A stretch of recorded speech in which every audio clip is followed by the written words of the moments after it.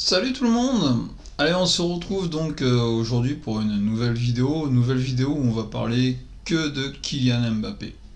Allez, on est parti, à tout de suite!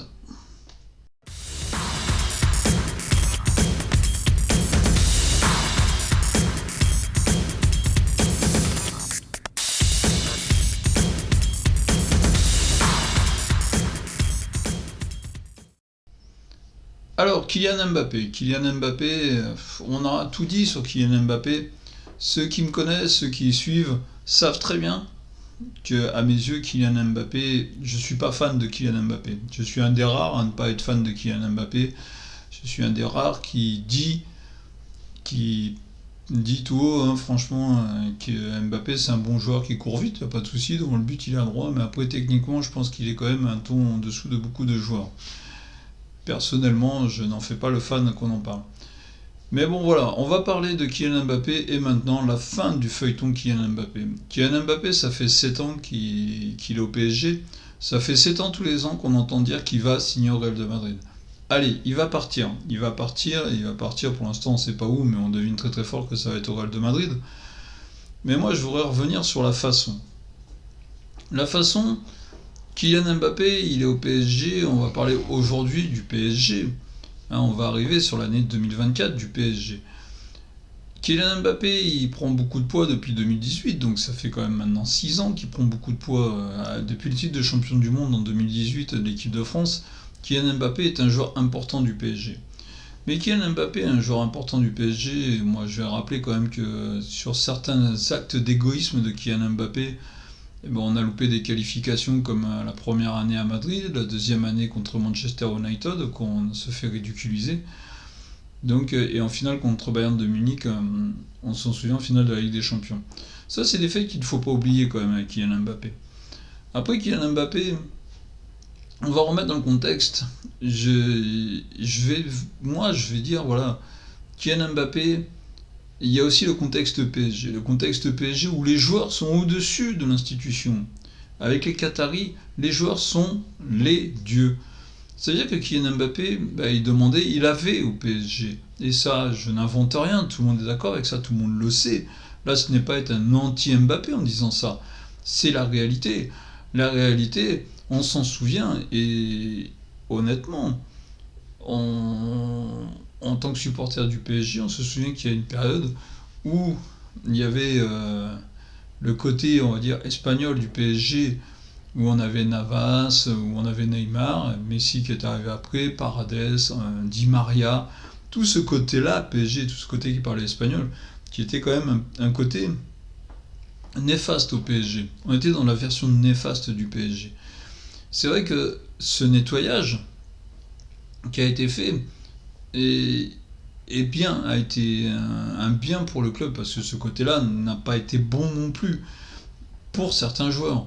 On voit aujourd'hui certains joueurs du PSG où il n'y a plus ce côté espagnol, ce côté néfaste, alors espagnol plutôt américain du Sud, mais on voit que Vitinha ça va quand même beaucoup mieux, on voit qu'Hakimi il touche plus de ballons maintenant, il est plus dans la construction, alors qu'on se souvient qu'à l'époque Di Maria ne lui faisait pas une passe dans le match. Donc là on était dans une période où vraiment ce côté Amérique du Sud espagnol dominait au PSG.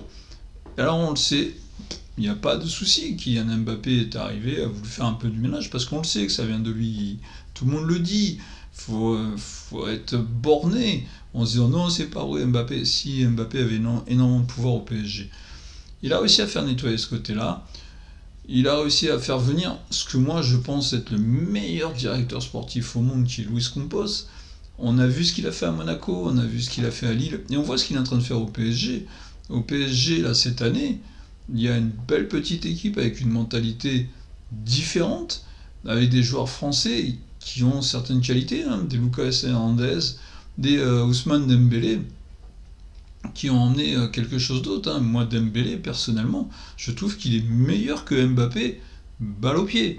Après, devant le but, bien sûr, Mbappé est largement meilleur que Dembélé, mais balle au pied, Dembélé, pour moi, est meilleur techniquement et plus fort. Après, on a vu qu'il a ramené des vrais joueurs. On est vraiment dans autre chose, dans une construction qui est différente que ce qu'on a connu sur ces 10 dernières années.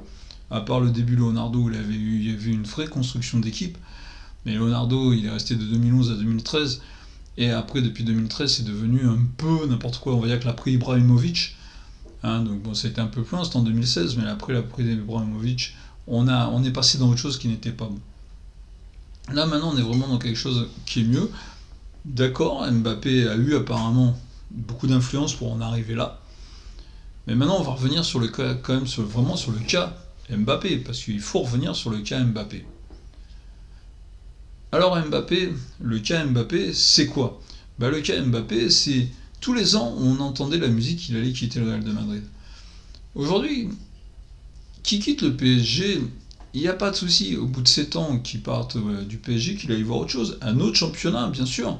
En espagnol, moi, je pense, c'est mon avis à moi, que ses qualités iraient mieux en Angleterre et du côté de Liverpool. Je pense que du côté de Liverpool, il fera un malheur.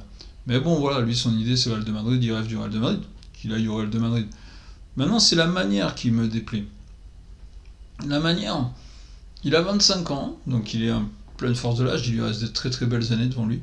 Le PSG lui a donné beaucoup, financièrement, on a vu le salaire qu'il touche, aucun autre sportif au monde ne touchera ce qu'il a touché. Ça, c'est clair et net. Mais il quitte le PSG gratuitement. Et c'est là que j'ai un vrai souci. Mon souci se situe là. C'est qu'il part du PSG, là, il va partir gratuitement. Ça, ce n'est pas normal. Ce n'est pas normal qu'aujourd'hui, on en soit là. Alors, on va revenir en arrière. En 2021, quand il a demandé aux toutes fins de mercato de quitter le PSG, à toute fin, c'est sûr que pour le PSG, à ce moment-là, ça aurait été très très difficile de se retourner. On est en 2021, je crois, oui, on est en 2021, quand il décide de quitter le PSG, qu'il fait une demande de quitter le PSG, et là, c'est là qu'on est rentré dans la bêtise de Nasser, parce que là aussi, on va parler du président, que moi je trouve qui est incompétent total. Ben là, il a décidé de bloquer Mbappé. Donc on savait qu'en 2022, Mbappé était en fin de contrat. Il le prolonge en montant à tout le monde en disant qu'il le prolonge jusqu'en 2025, alors que c'est jusqu'en 2024. Là, c'est encore un mensonge de Nasser Al-Khelaifi. Et on se retrouve en 2024 avec un Kylian Mbappé qui va quitter le PSG gratuitement. Mais c'est pas normal. Ça, ce n'est pas normal. Et c'est là que je vais en vouloir à Kylian Mbappé. C'est là que j'en veux à Kylian Mbappé. C'est que cette phase-là que j'en veux à Kylian Mbappé. Soyons bien clairs, c'est pas le fait qu'il quitte le PSG, c'est la phase qu'il parte gratuitement. Il ne rapporte rien au PSG. Aujourd'hui, s'il part à la valeur qu'on devrait lui donner, hein, donc aux alentours des 180 millions d'euros, 180 millions d'euros qui rentrent dans les caisses du PSG, ils peuvent aller recruter un bon attaquant, même si je pense que ce n'est pas spécialement nécessaire, parce qu'il y a ce qu'il faut au PSG aujourd'hui. Mais pour aller recruter un bon attaquant, on va prendre, j'extrapole là, Mbappé part contre un gros chèque, et ben ça permet au PSG d'aller chercher un Victor Osimhen de Naples ou un Raphaël Leao de Milan AC. Si j'extrapole, je ne suis pas spécialement fan pour qu'on les fasse venir, mais j'extrapole. Mais là, il y a les moyens. Il y a les moyens pour aller chercher ces joueurs. Le fair play financier, on n'en parle plus. Alors que là, il part au Real de Madrid gratuitement. Donc c'est-à-dire que le Real de Madrid va faire la super opération du siècle. Eux vont faire la super opération. Et là, le fair play financier, on n'en parle même pas, puisqu'ils l'auront eu gratuitement. Alors que s'ils avaient payé le prix, on aurait été sur du 180 millions, admettons, il aurait fallu les sortir. Bon, ils les sortent, hein, le Real de Madrid, ils les ont, il n'y a pas de souci. Mais le fair play financier aurait été là. Alors que là, il part, même s'il a une prime à la signature de 50 millions, c'est rien. Ce n'est rien du tout. Donc le Real de Madrid fait la bonne affaire. Et contre ça, le PSG, eux, ils perdent donc un joueur à 0 € qu'ils vont remplacer. Car Nasser, il est bête, ils vont le remplacer. Et il va dépenser 150 millions. Et qu'est-ce qui va se passer? Tous les Espagnols, comme c'est le cas depuis 2017, depuis que Neymar a signé au PSG, ils vont tomber sur le PSG, on dit oh, le fair play financier, tout ça, et ben voilà, c'est ce que je reproche à Mbappé.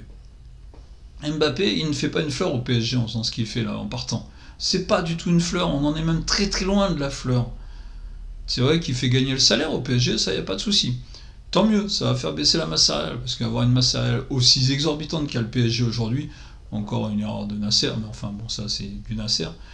Mais aujourd'hui, Kylian Mbappé, ce qu'il fait, je trouve que ce n'est pas bien. Alors moi je vais donner mon avis maintenant sur la position de Kylian Mbappé au PSG, alors moi je parle pas comme un petit novice du PSG version Qatar. Moi je connais le PSG depuis 1977, je suis supporter du PSG. Ce n'est pas nouveau, j'ai pas attendu les Qataris. Moi j'ai connu la fin de l'ère HTR, bon j'étais tout jeune, j'ai connu l'ère Francis Broly, j'ai connu l'ère Canal+, Michel Denisot, Charles Bietri et Laurent Perper. Après j'ai connu Capital Colony, n'en parlons pas, et après j'ai connu l'ère du Qatar. Donc je suis pas un petit nouveau qui parle du PSG. Contrairement à ceux qui me tombent dessus, qui disent moi je suis un vrai ultra, toi tu connais rien. Ouais, si, je connais mieux le PSG que ceux de certains qui se prennent pour des ultras. Dans le monde du PSG, des joueurs, des vrais joueurs qui sont passés au PSG, qu'on va classer au niveau de légende. Alors il y en a qui, très très loin, les Carlos Bianchi, qui est passé au PSG, qui a été un joueur très très important au début du PSG. Des Lyonis, qui est passé au PSG, pareil, tout au début. Et après, on a les vrais joueurs, légendes. Et le premier, Mustapha Daleb. Mustapha Daleb, qui est le premier gros joueur qui est arrivé au PSG. Bah, je le mets au-dessus de Kylian Mbappé, moi. Après, il y a d'autres joueurs qui ont été là, d'autres joueurs, de très très bons joueurs. Mais là, on va mettre encore une légende. Safet Suzic. Là, je parle de noms de joueurs que vous ne connaissez pas, que certains d'entre vous ne connaissent pas. Mais Safet Suzic est au-dessus d'un Kylian Mbappé sans aucun souci. Rai est au-dessus de Kylian Mbappé sans aucun souci. Pauletta est un joueur au-dessus de Kylian Mbappé sans aucun souci. Car ce sont des joueurs qui n'étaient pas là à la période Qatari. Mais si, ça avait été là à la période Qatari. Si les Paris Saint-Germain avaient eu les mêmes moyens à cette époque-là que Kylian Mbappé a derrière lui, mais il serait dans un autre monde. Ça fait Suzic, si vous lui avez mis un Kylian Mbappé devant un Zlatan Ibrahimovic, un Cavani, mais il serait à 10 000 passes décisives. Il aurait le record des passes décisives. Pauletta, si vous lui avez mis des joueurs derrière, comme Thiago Motta, comme Marco Verratti, comme Blaise Matuidi, et plein d'autres encore. Mais il serait à 500 buts, Pauletta. Il ne saurait pas où il en est là. Il serait à 500 buts, sans aucun souci. En 5 saisons, avec un effectif comme il y a au PSG depuis l'ère Qatari, mais Pauletta serait largement devant tout le monde. Donc voilà, Kylian Mbappé, c'est un bon joueur, je ne le mets pas dans les légendes, mais ça reste un très très bon joueur. Et sous l'ère Qatari, je pense, c'est mon avis, qu'un joueur comme Zlatan Ibrahimovic a eu plus d'intérêt, d'impact sur le PSG qu'on a eu Kylian Mbappé. Zlatan, il a apporté du professionnalisme à ce PSG-là, ce que n'a pas du tout apporté Kylian Mbappé. Voilà, c'était mon avis donc sur le feuilleton Kylian Mbappé donc, qui va toucher à sa fin.